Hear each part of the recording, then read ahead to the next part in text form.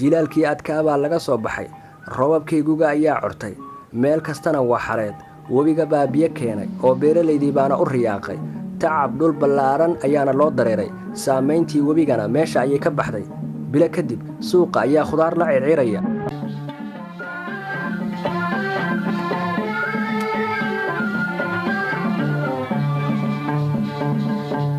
anila ballame